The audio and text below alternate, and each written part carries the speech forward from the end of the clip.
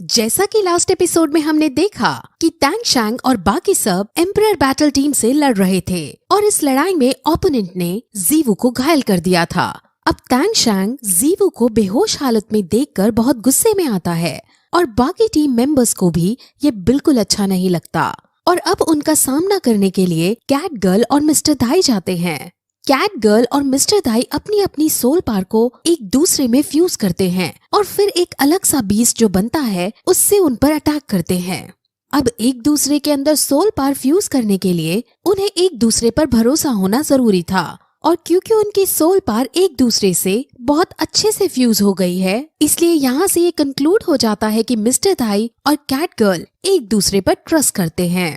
अब फिर उनका ये अटैक बहुत डैमेज देने वाला था, लेकिन अब भी ओपोनेंट टीम का वो लोग कुछ नहीं बिगाड़ पाते और कैट गर्ल खुद इसमें कमजोर हो जाती है। अब टैंग शैंग को गुस्सा आता है और वो गुस्से में आकर अपनी थर्ड स्पिरिट ड्रिंक का यूज करके अपनी म्यूटेटेड सोल पार को निकालता है और उन पर पॉइजन स्टिंग से वॉर करने लगता है।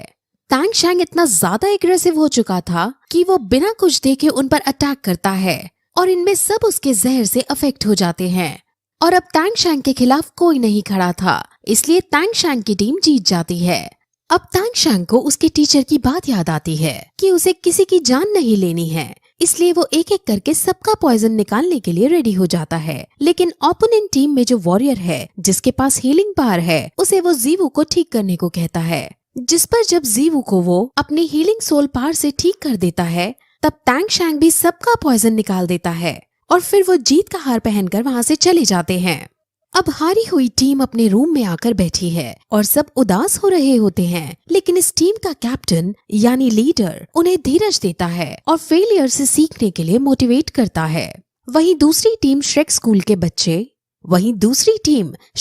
के बच्चे ग्रैंड मास्टर के पास आते हैं और अपनी जीत का बखान करने लगते हैं और बहुत मस्ती मजाक करते हैं। अब इन्होंने बहुत ज्यादा इंटेंस ट्रेनिंग की थी, इसलिए मिस्टर जाओ इन सभी बच्चों के लिए कुछ दिनों का रेस्ट मांगता है, जिस पर ग्रैंड मास्टर उन्हें 15 दिन का रेस्ट देने को रेडी हो जाता है और कहता है कि 15 दिन बाद तुम्हारे फेज 3 की ट्रेनिंग स्टार्ट की जाएगी। अब वो बात कर ही रहे होते हैं कि तभी वहाँ ओपोनेंट टीम का कैप्टन आता है और सरप्राइजिंगली वो डीन और मिस्टर जाओ को ग्रीट करता है। अब यहाँ से हमें पता चलता है कि इसका नाम कीमिंग है और ये पहले श्रेक स्कूल का ही एक स्टूडेंट था। डीन उसे फिर ग्रैंड मास्टर से मिलवाते हैं और वो ग्रैंड मास्टर को नमस्ते बोलता है, लेकिन ग्रैंड मास्टर उसको टेढ़े मुंह से देखता है। इससे सभी को अजीब लगता है, लेकिन फिर हमें यहाँ से ये पता चलता है कि ग्रैंड मास्टर असल में इसका चाचा है। ये दोनों एक ही परिवार से हैं, लेकिन ग्रैंड मास्टर की अपने पापा और अपने बड़े भाई से अनबन हो गई है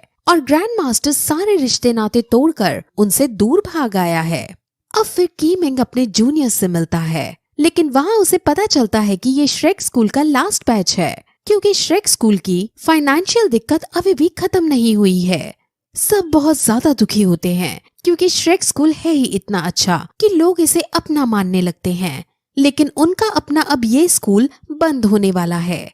अब फिर श्रेक स्कूल के बच्चे अपने क्रेडिट्स को लेने के लिए सोल एरिना में जाने लगते हैं। वो फिर क्रेडिट्स लेने जाते हैं और उन सभी के क्रेडिट्स बहुत अच्छे आते हैं और सब सिल्वर बैच पर पहुंच गए होते हैं, लेकिन टैंग शैंग गोल्ड बैच पर पहुंच चुका था, जिस वजह से सब बहुत खुश होते हैं। और वहीं दूसरी तरफ कीमिंग अपनी घायल टीम के साथ वापस अपने घर जाने लगता है, लेकिन तभी रास्ते में वहाँ ग्रैंड मास्टर आता है जो अकेले में कीमिंग से मिलना चाहता था। कीमिंग और ग्रैंड मास्टर आपस में बातें करते हैं, जिसमें कीमिंग पहले तो ग्रैंड मास्टर से वापस घर चलने को कहता है, क्योंकि कीमिंग के पापा और भाई वगैरह सब ग्रैंड मास्टर को बहुत याद करते हैं, लेकिन ग्रैंड मास्टर मना कर देता है। और अब ग्रैंड मास्टर आज के मैच के बारे में बात करता है, जिसमें वो कहता है कि आज की तुम्हारी हार का कारण तुम्हारी एरोगेंस था। कीमिंग भी उनकी ये बात एक्सेप्ट कर लेता है, क्योंकि वो हमेशा अपनी ब्लू टाइटनिंग आर्टेक्स के एरोगेंस में ही रहता है,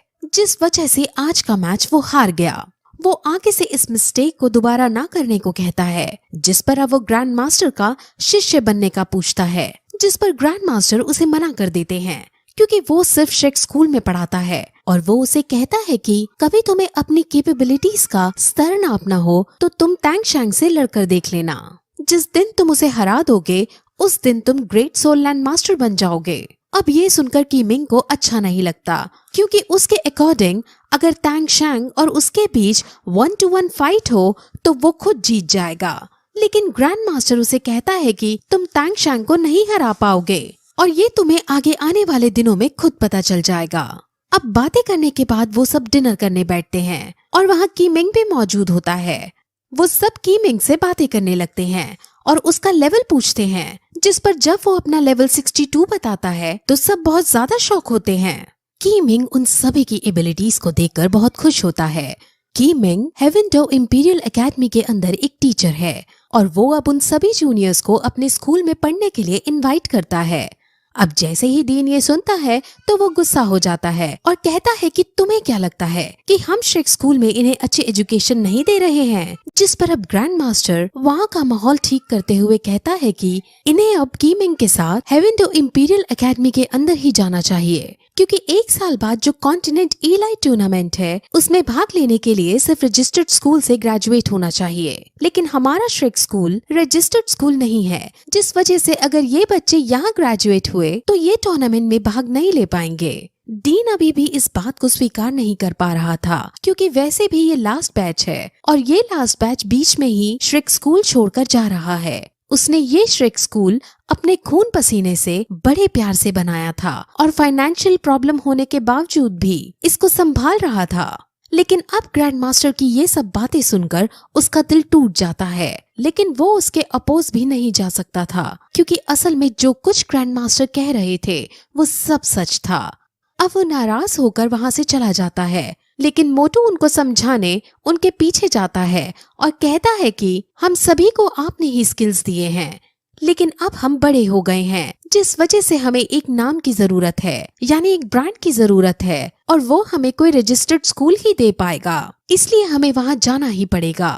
अब डीन का भी मन थोड़ा हल्का होता है और वो इजाजत दे देता है। ग्रैंड मास्टर ने असल में एक कंडीशन रखी थी कि उस स्कूल के अंदर श्रेक स्कूल के सारे टीचर इनको पढ़ाएंगे और वो स्कूल सिर्फ अपना नाम और अपनी जगह देगा। वहाँ के टीचर इन बच्चों को कुछ पढ़ाएंगे या सिखाएंगे नहीं। अब सब फिर वापस श्रेक स्कूल के अंदर आ जाते हैं और उन्हें अब 2 महीने बाद हेवेनडो इंपीरियल एकेडमी के अंदर जाना था और अब उन्हें 2 महीने का रेस्ट मिल गया था। अब तांग शैंग निंगरोंग के पास जाता है और उसने जो क्विंग ट्राइब के लिए बहुत सारे हिडन वेपन्स बनाए थे उनके बारे में बताता है, जिस पर अब वो डिसाइड करता है कि जब वो एकेडमी पहुंचेगा तब वो क्विंग ट्राइब में जाकर खुद अपने हाथों से ये वेपन्स उनको सौंप देगा। अब फिर तांग शैंग अपने कमरे में चला जाता है और वहाँ पर वो और भी कई वेपन्स बनाता है और ऐसा करने में उसे बहुत वक्त भी लग जाता है। वो अपनी सोल पावर का भी यूज करता है और फिर एक दिन फाइनली उसका वेपन बनकर रेडी हो जाता है।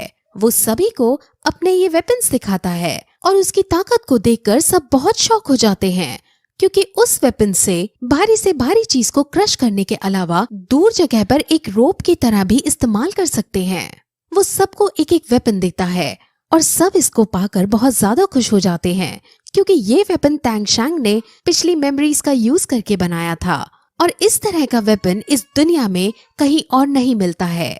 अब फिर 2 महीने पूरे हो जाते हैं, लेकिन एकेडमी में ले जाने से पहले डीन उनकी थोड़ी ट्रेनिंग कराना चाहता था, इसलिए वो आज सबको भागने के लिए कहता है। सब इंटेंस ट्रेनिंग करने के बाद थक हार कर अपने कमरे में लौट आते हैं, लेकिन तभी थोड़ी देर बाद तांग शैंग के कमरे के बाहर जीवू आती है और वो कहती है कि आज की ट्रेनिंग की वजह से मेरे पैर दर्द कर रहे हैं, इसलिए क्या तुम इन्हें दबा सकते हो। जिस पर तांग शैंग मान जाता है और वो जंगल में जाकर जीवू की मसाज करने लगता है और ये सीन बहुत रोमांटिक सा हो जाता है, लेकिन सिर्फ जीवू की तरफ से। जीवू बहुत मासूम चेहरा बनाकर उससे फ्लर्ट करने की कोशिश करती है, लेकिन तांग शैंग अब भी ऑकवर्ड होते हुए उसे सिर्फ दोस्त की तरह ही ट्रीट करता है और फिर थोड़ी देर बाद वो दोनों वापस आ जाते हैं और वापस आने पर तांग शैंग के सारे दोस्त उसे छेड़ने लगते हैं, क्योंकि उन्होंने सब कुछ देख लिया था और अब ये सीन बहुत ज्यादा फनी मोड ले लेता है। अब उन्हें 2 महीने हो चुके थे और उन्होंने किसी से फाइट नहीं की थी, इसलिए डीन अब सभी को सोल एरिना में ले जाने लगता है और वो मैच के लिए रजिस्टर करता है, लेकिन उन्हें पता चल जाता है कि उनके लेवल का वहाँ कोई भी नहीं है, क्योंकि वहाँ कोई भी गोल्ड बैच पर नहीं पहुँचा था। अब उनको ढूंढने पर एक टीम मिलती है, लेकिन उन सबकी लेवल 40 से ज्यादा थी और वो ओपोनेंट टीम को या तो मार डालते थे या फिर घायल करके छोड़ देते थे। उस टीम का नाम फील्ड बैटल टीम है और वो बहुत ज्यादा खतरनाक है। ग्रैंड मास्टर इससे लड़ने को राजी हो जाता है, लेकिन डीन और बाकी सब इसके बिल्कुल खिलाफ थे, क्योंकि इसमें श्रेक स्कूल के बच्चे हारेंगे नहीं बल्कि जान से मारे जाएंगे। लेकिन फिर ग्रैंड मास्टर डीन के कान में कुछ कहता है और डीन मान जाता है और अब इस लड़ाई के लिए एक स्पॉन्सरशिप भी मिल जाता है, जिसमें अगर वो इस बार जीतेंगे तो उन्हें 30,000 सोने के सिक्के दिए जाएंगे। अब फिर ग्रैंड मास्टर श्रेक स्कूल के सभी बच्चों को समझाता है कि वो अपनी बेस्ट बार का यूज करेंगे और इस बार वो तांगशैंग के दिए हुए हिडन सीक्रेट वेपन्स का भी यूज कर सकते हैं। अगर किसी का खून भी बहाना पड़े तो तुम बहा सकते हो और तुम्हें रहम दिखाने की कोई जरूरत नहीं। अब ये सुनकर सभी शॉक तो होते हैं, लेकिन ग्रैंड मास्टर की बात का वो उल्लंघन नहीं कर सकते थे, इसलिए सब बच्चे मान जाते हैं। और अब मैच शुरू किया जाता है, जिसमें सब अपनी अपनी सोल फोर्स निकालते हैं और अब ओपोनेंट टीम के सारे लोग एक साथ कैट गर्ल पर हमला करते हैं और कैट गर्ल डरते हुए एक साथ सभी पर तांगशैंग का दिया हुआ हिडन सीक्रेट वेपन छोड़ देती है और वेपन छोड़ते ही वो ओपोनेंट टीम के सारे लोग एक बार में ही जान से मर जाते हैं। अब ये देखकर श्रेक स्कूल के सभी बच्चे उल्टी करने लगते हैं और बहुत डर जाते हैं, क्योंकि उन्होंने अपनी लाइफ में कभी भी किसी को जान से नहीं मारा था। उन्होंने आज किसी इंसान को सिर्फ एक लड़ाई जीतने के लिए मारा है और ये देखकर तांगशैंग और मिस्टर ताई के अलावा सब रिग्रेट करने लगते हैं। लेकिन तांगशैंग उन्हें समझाता है कि ग्रैंड मास्टर ने हमें इन्हें जान से मारने के लिए इसलिए कहा क्योंकि ये लोग टेररिस्ट ग्रुप के लोग हैं और इनको मारना जरूरी था। ग्रैंड मास्टर असल में उन्हें ट्रेन करना चाह रहा था, क्योंकि उन सबको लड़ना तो अच्छे से आ गया था, लेकिन अगर कोई बुरा आदमी उनके सामने आया और उसकी जान लेनी पड़ी तो ये श्रेक स्कूल के बच्चे हिचकिचाए ना। वो उनको युद्ध के लिए तैयार कर रहा था। अब सब बच्चे समझ जाते हैं और नॉर्मल होने की कोशिश करते हैं। अब हालांकि डीन को भी थोड़ा दुख होता है, लेकिन ग्रैंड मास्टर का ये डिसीजन एकदम सही था, इसलिए वो दुख छोड़कर ये डिसाइड करते हैं कि जितने भी पैसे हमें मिलेंगे उनमें से 90% हम इन मरे हुए लोगों के परिवार को दे देंगे। अब सभी श्रेक स्कूल के बच्चे रूम में आ जाते हैं और आज की बात की वजह से उनमें से किसी को नींद भी नहीं आ रही थी, लेकिन उनको ये कभी ना कभी तो करना ही था, इसलिए वो खुद को संभालते हैं और इसी तरह ये एपिसोड खत्म हो जाता है।